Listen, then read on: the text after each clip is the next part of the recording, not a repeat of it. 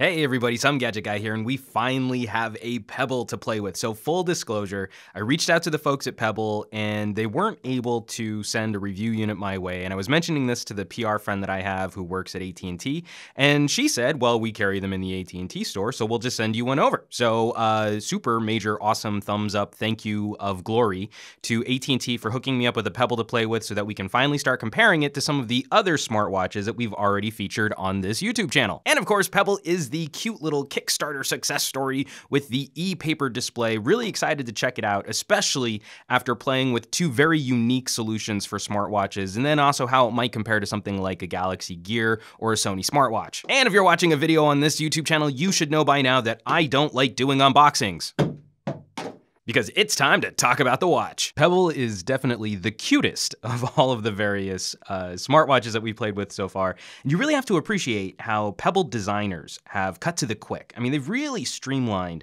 what it is that we might be looking for in an accessory like this, in strapping information to our wrist.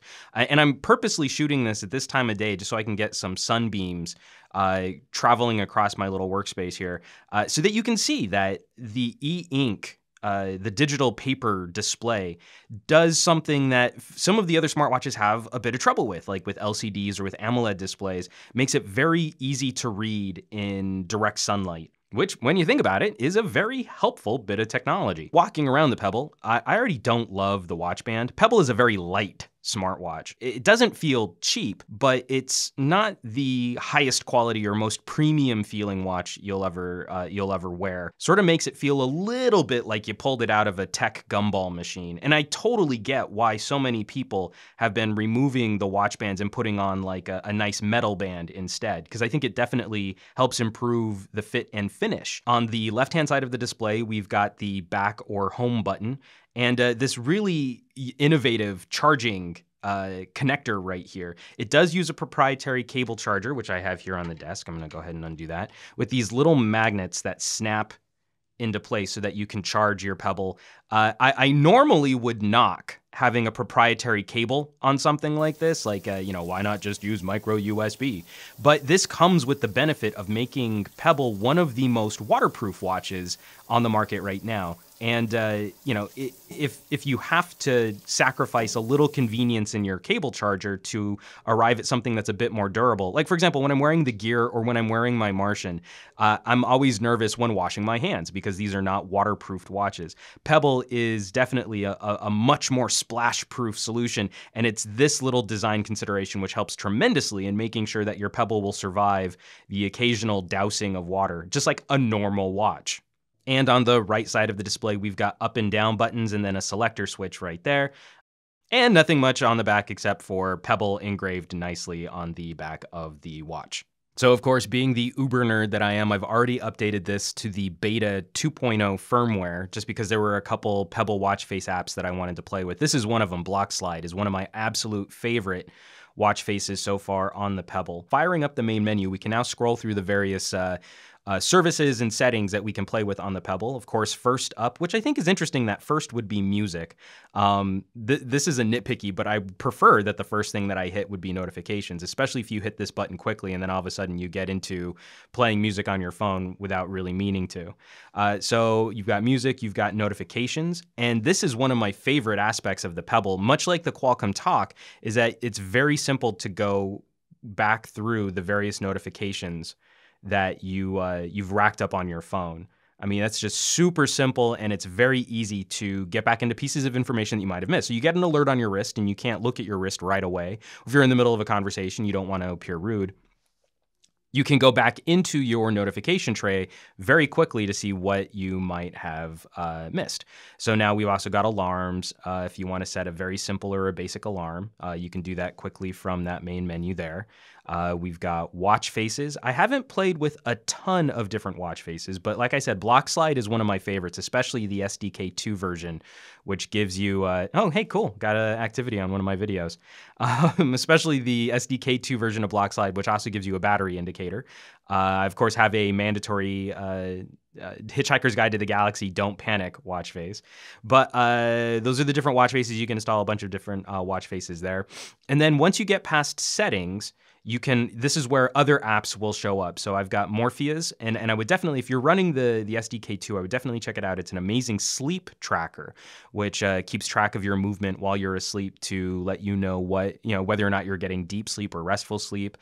Glance was highly recommended from a bunch of people who are Pebble faithful. When I first got my Pebble Watch, 3 or 4 different people recommended that I pick up Glance, and then I installed a timer just because I working and recording, I like having access to a simple stopwatch that you can use to time various aspects of someone's read or what's happening in the studio. Getting into settings, we've got very basic stuff: Bluetooth, notifications, what your date and time display is, your display settings. So if you want the backlight to come on, or if you want motion to turn on the backlight. I love how the accelerometer is very actively supported throughout a number of different apps.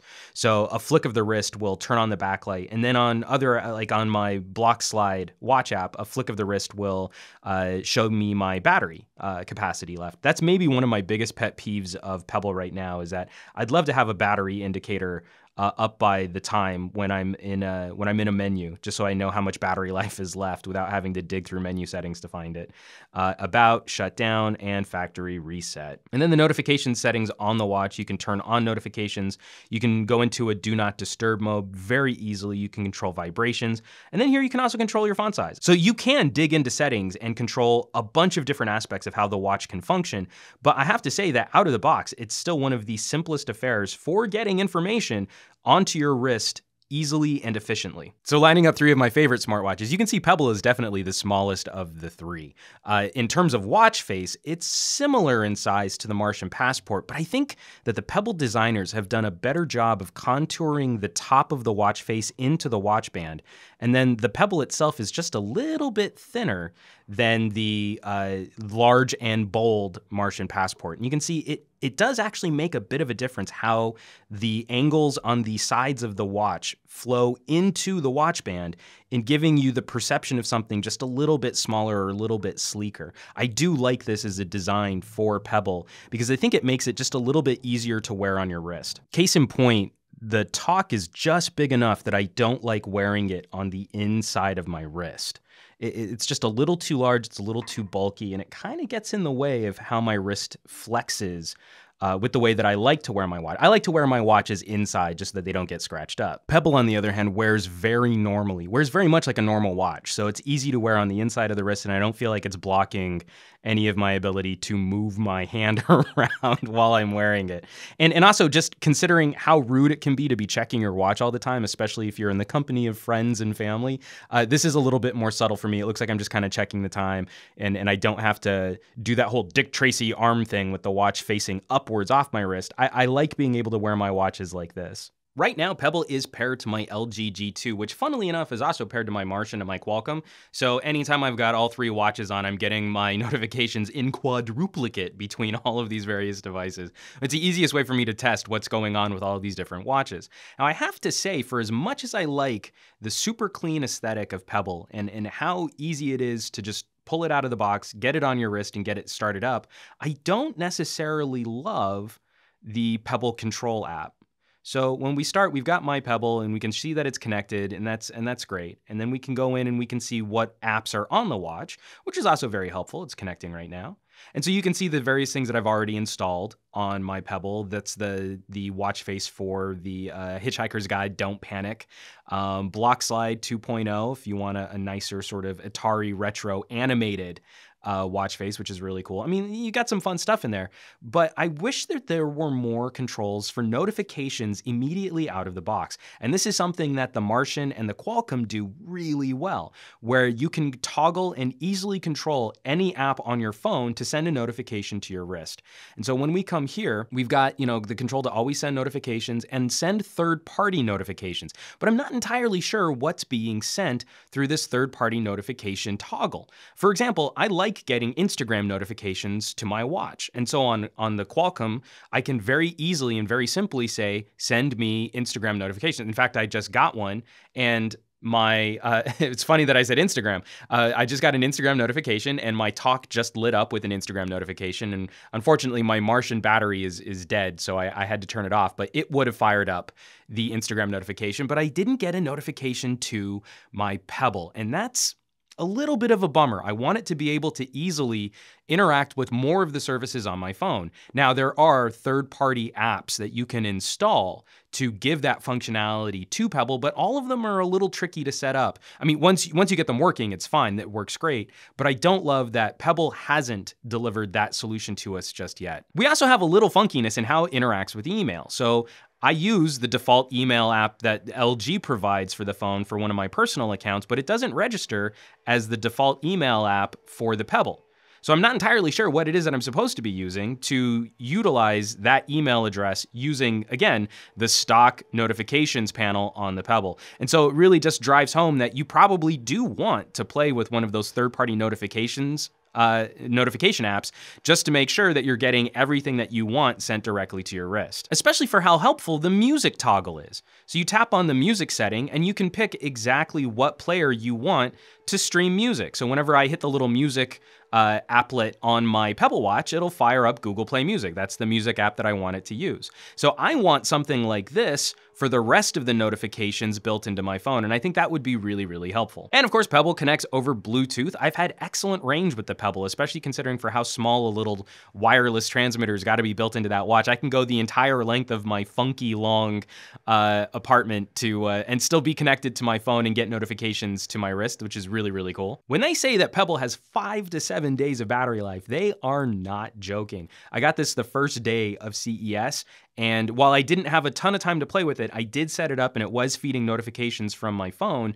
It hung with me through Thursday of CES while my phone was constantly blowing up with texts and Google Plus Hangout chat and all kinds of different alerts being sent back and forth to the watch, which is phenomenal performance. It's right up there with the Qualcomm Talk in being a battery life champion. Multiple days of battery life. It's also kind of nice. So if you accidentally lose the proprietary charger cable for the Pebble, you could probably get another one on order before the Pebble will run out of juice. It's really great battery life. And it's nice knowing that we have an accessory that you don't feel like you have to charge it every night like your phone. When you have a companion device to a phone, you want to know that the companion device is going to outlive the phone itself. We have an exciting tech offering here in the Pebble. It's a very simple affair for those of you who just want to strap something to your wrist and you don't want to have to worry about it. But it's also eminently hackable if you want to write your own apps or if you just want to play with the apps that other people have already created.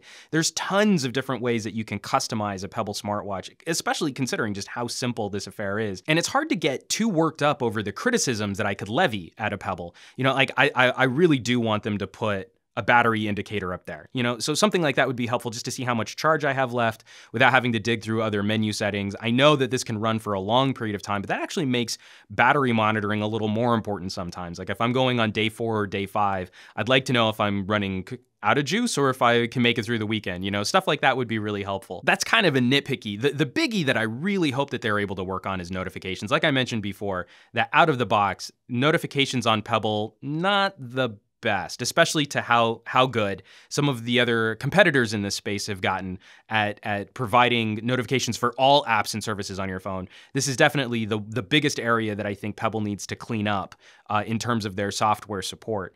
But again, it's really hard to get that worked up, especially knowing that Pebble is now only $150. And I want to be really hard-edged about this, like a good product should be a good product regardless of how much it costs, and those types of things should be worked out for consumers ahead of time and, beta tester, blah, blah, blah. But you know what? That price really does matter. And at $150, it's less than half the cost of a Martian or a Qualcomm Talk, which means a few of those little nitpicky criticisms I can gloss over a little bit more. If I have to spend just a little bit more time setting up a third-party Pebble notification app so that I can get the same kinds of notifications that I get on those more expensive solutions, well, you know what? I spent less than half of that, of what I spent on a Qualcomm to do that same job. So folks, we're gonna spend some more time just sort of playing with Pebble, customizing Pebble. I'll probably throw up a couple little video reviews of some of the other Pebble apps that I've really enjoyed using, like the Morpheus sleep tracker tracker, block slide. This is a phenomenal watch face. I definitely recommend checking it out.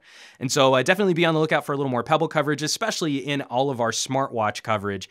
Do maybe a few more comparison videos for those of you who have questions about what these different watches have to offer. I'm happy to answer those questions, so definitely leave me comments below. So as always, folks, thanks so much for watching, and I will catch you all on the next review.